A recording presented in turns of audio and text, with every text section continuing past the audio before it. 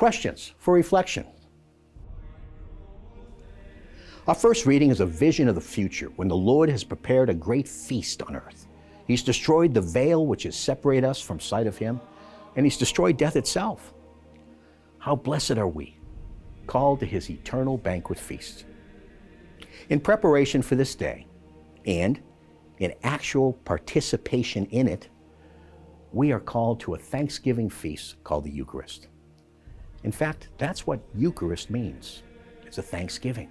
And it too is a joyful occasion, for through this sacrament, we enter into communion with the Lord. And through grace, we see Him ever more clearly.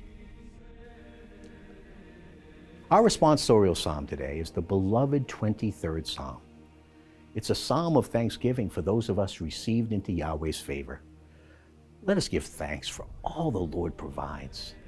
Let us make our home in the Lord and allow Him to make His home within us. This is what the Christian life is all about: communion with the Lord. Our gospel reading is the account in St. Matthew where Jesus feeds 4,000. Though very much like the feeding of the 5,000, there are several differences. The disciples had already seen Jesus feed 5,000. Matthew records the event in the 14th chapter of his gospel. All four gospels mention it. But sadly, the disciples still have not learned its deeper significance. They had not changed. They're still seeing the hungry crowd as a nuisance, rather than viewing them as Jesus did, with compassion.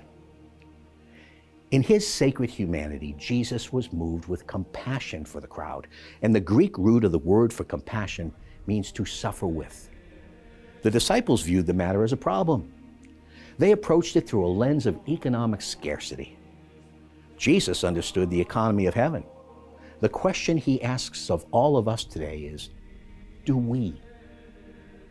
Jesus asked the disciples a simple question: what do you have? Or how many loaves do you have? They still did not understand. They'd already witnessed 5,000 fed. They'd been invited to participate in God's work by simply giving what they had in a holy exchange, but they still didn't get it. When they finally did, Jesus used the matter given by men, loaves and fish, to manifest the manna of heaven. He still does. This wonderful miracle of multiplication should remind us that all we have, even our most meager talents and possessions, belong to the Lord, and they are to be used for His purpose. And second, when we give what we have in service to the Lord, He can multiply our gifts so they can serve many. So as you seek your vocation, or seek to live the vocation you've been given, remember what talents and gifts you have, even if they seem small, are to be placed in the holy hands of the Master. For when placed in the Lord's service, the few can become many, the small becomes great, and the weak mighty.